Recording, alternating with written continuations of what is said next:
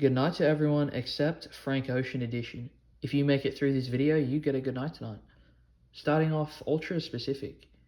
Anyone whose favorite project is Nostalgia Ultra, you do not get a good night tonight.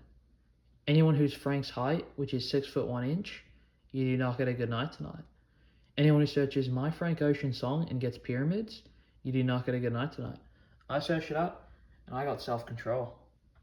Very specific. Anyone who owns any Frank Ocean merch, you do not get a good night tonight.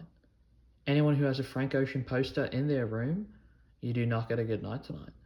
Anyone who owns any Frank Ocean albums or vinyls, you do not get a good night tonight. Please follow, it really helps out. Thanks, guys.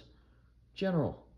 Anyone who doesn't think Blonde is a 10 out of 10, you do not get a good night tonight. If the third person that pops up when you tap share has a Frank Ocean profile picture, you do not get a good night tonight. Broad. Anyone who started listening to Frank Ocean before Blonde, you do not get a good night tonight. Comment down below if you got a good night and comment any suggestions on what I should do next. Thanks for watching, guys. Good night.